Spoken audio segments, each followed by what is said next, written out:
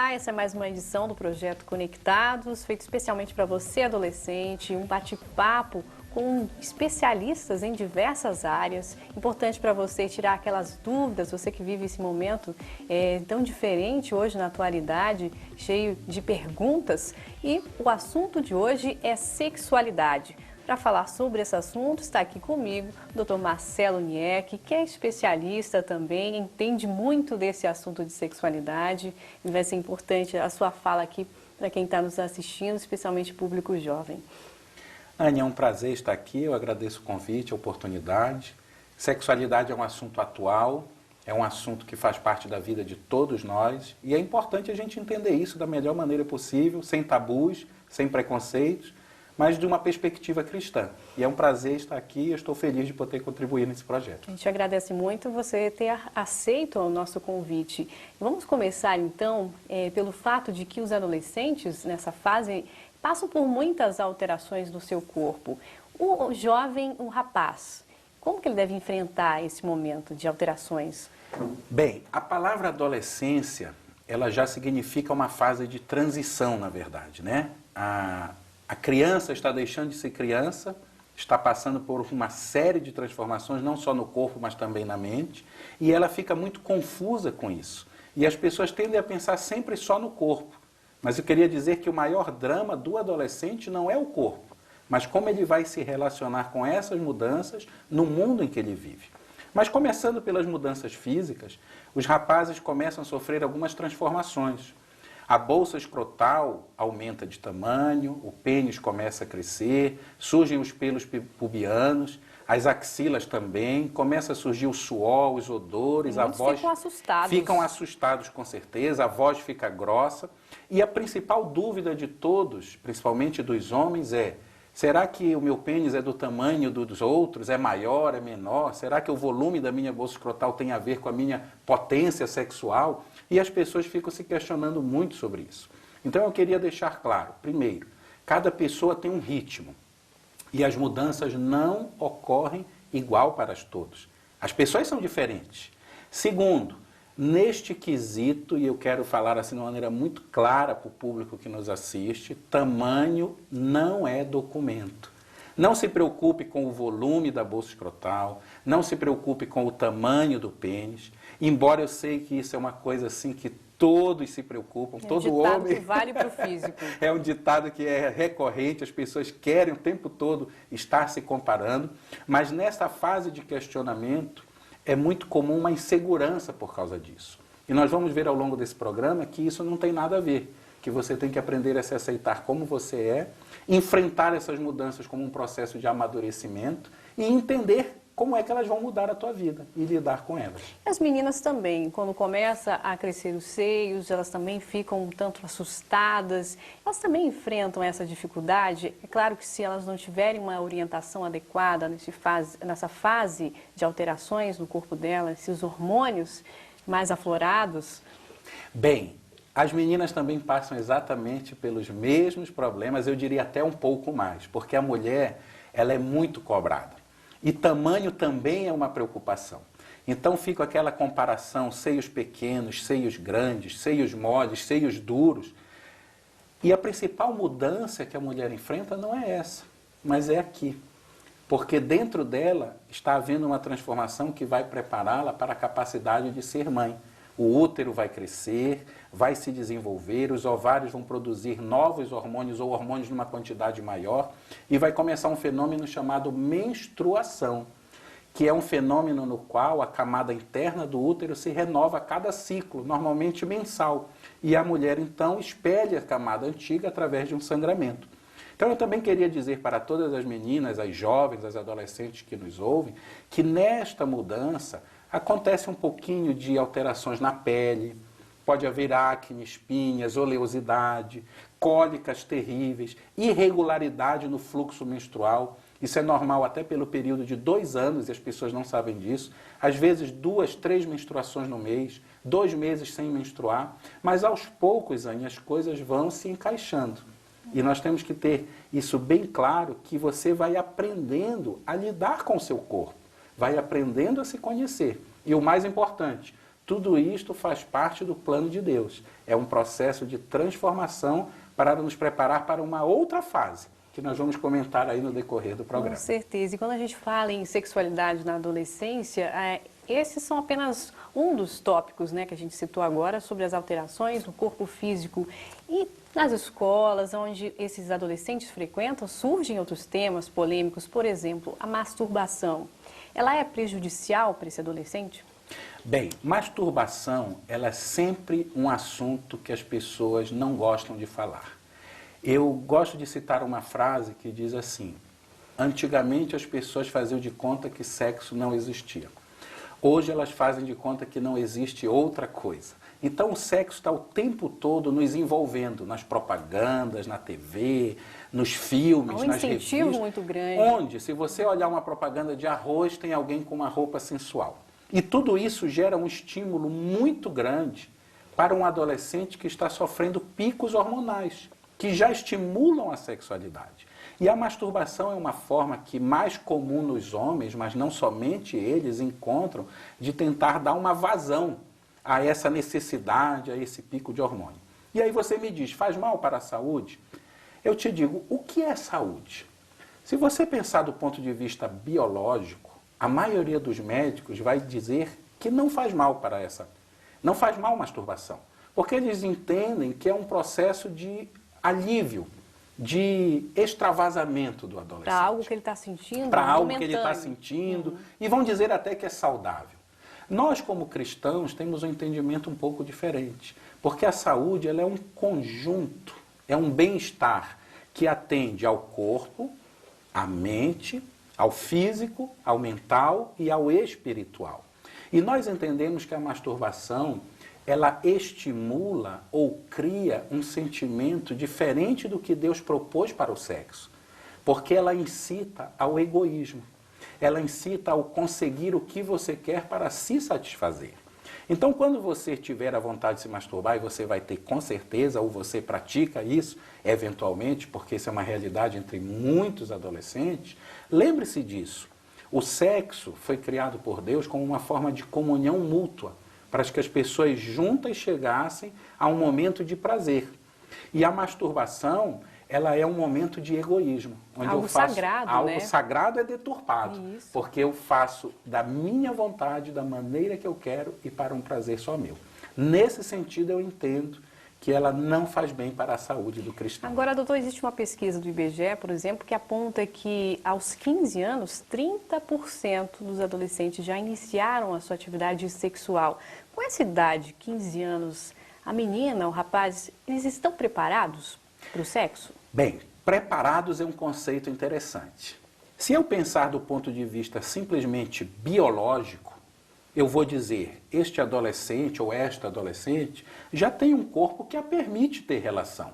Tanto é verdade que 30% já tem relação neste momento. Pesquisas já Mas dizem quando isso, pensamos do ponto de vista da criação, do objetivo de Deus para o ser humano, a minha resposta é clara e inequívoca. Não. Porque a relação sexual, ela pressupõe um vínculo maior do que o corpo. Ela pressupõe comunhão, entrega, construção conjunta de um momento belo, que representa em última instância o amor de Deus. E quando as pessoas fazem isso fora do casamento, Anne, elas trazem marcas, e eu tenho visto isso nas pessoas que eu atendo, que ficam para o resto da vida.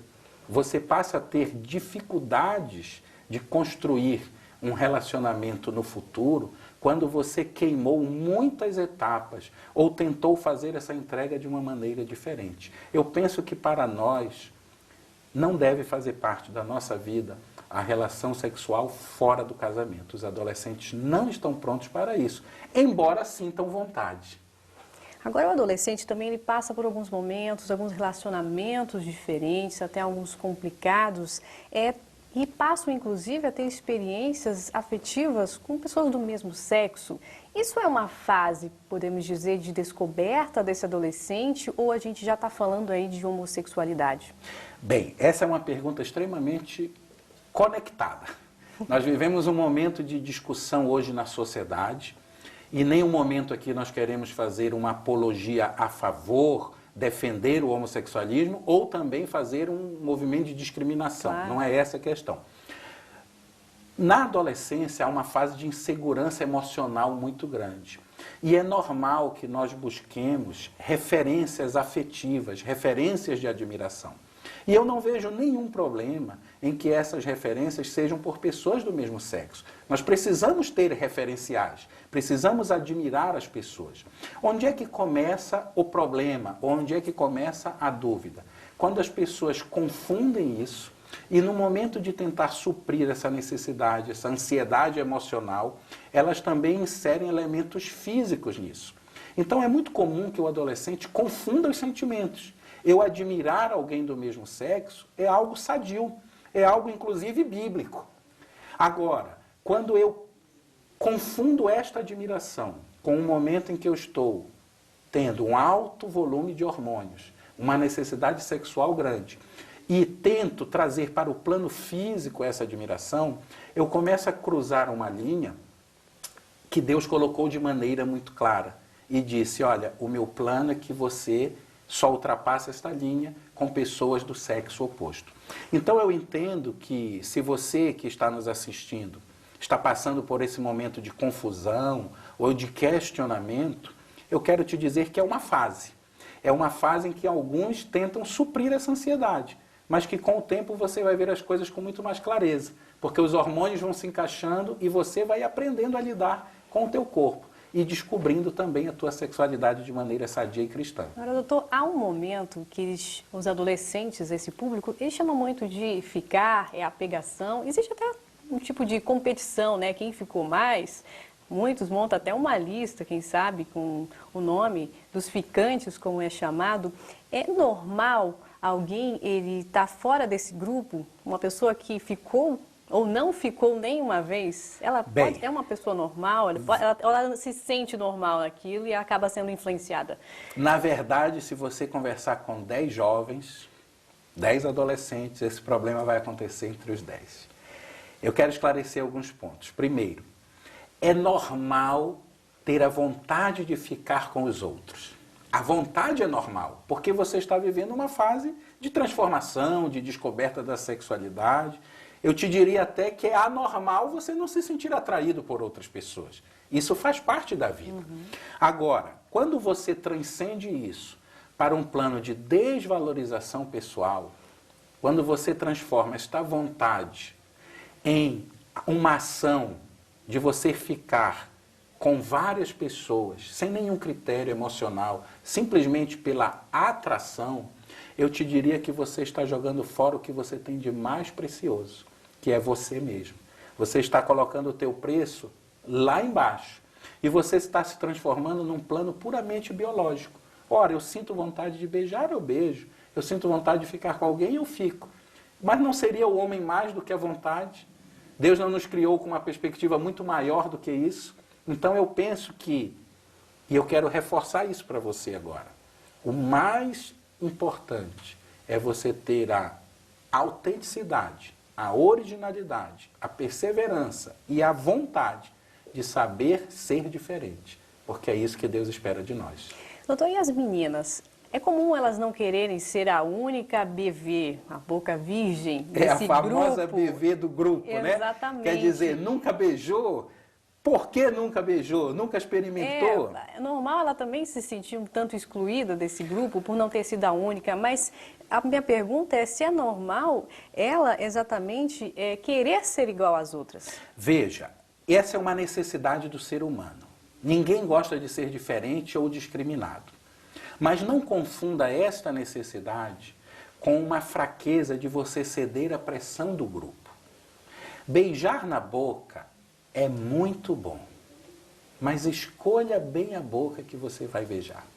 Existem algumas doenças, existem alguns critérios de higiene, existem inclusive algumas situações extremamente desagradáveis se você beijar uma boca mal escolhida.